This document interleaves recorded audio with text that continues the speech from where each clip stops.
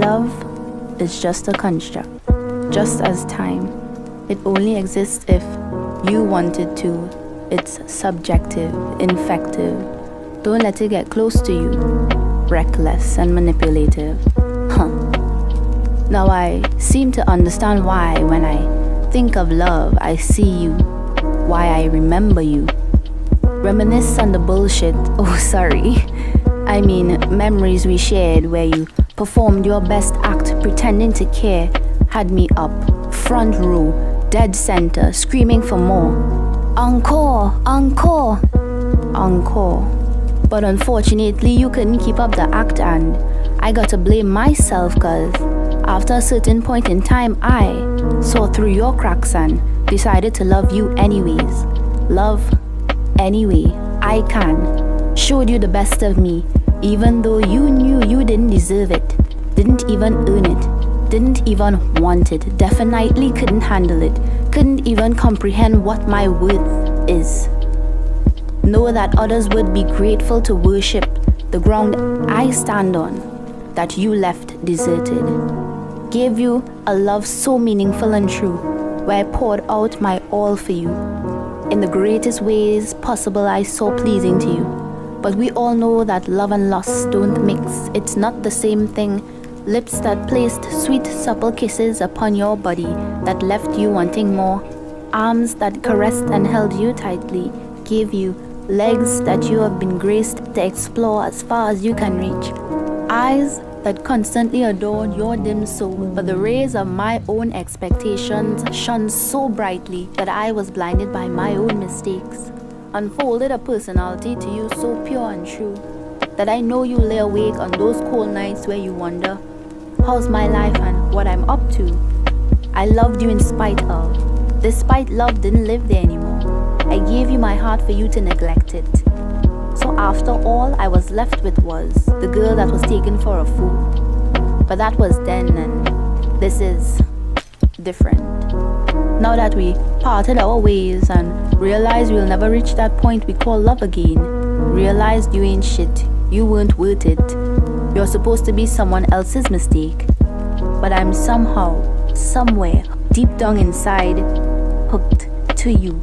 Because as cliche as it may seem to say, you were her everything. After God, of course.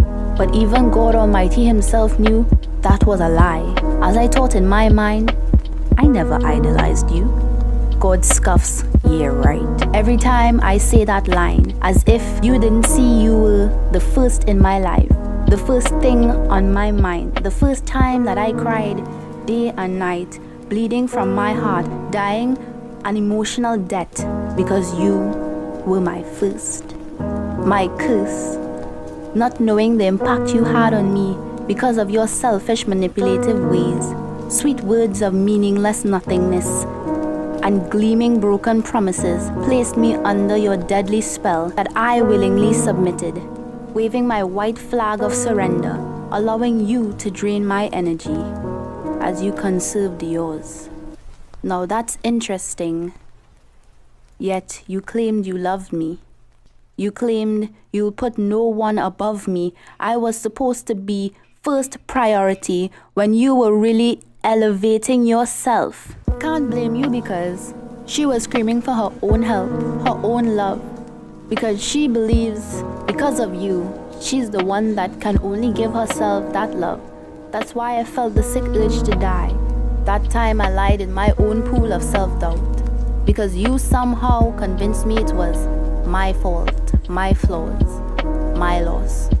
When those sinister words delivered with no decency showed up on my phone, I'm done, forget it, it won't work. But I pushed through that, wasn't giving up. You see, because I had the idea that this curtain wasn't going to close until I said so, until I let go, until I made you aware of what you put me through. But instead you changed everything, my perspective, my views, on this concept called love. And so this is why love is a construct, just as time. And it only exists if she wants it to, if she chooses to, ever let anyone else in, ever let herself let go, to start a new beginning. Until then, You'll be a constant reminder, a scar, a taste of what not to acquire. Yet, you were so satisfying to me. Now this is the Chronicles of another Cliche love story.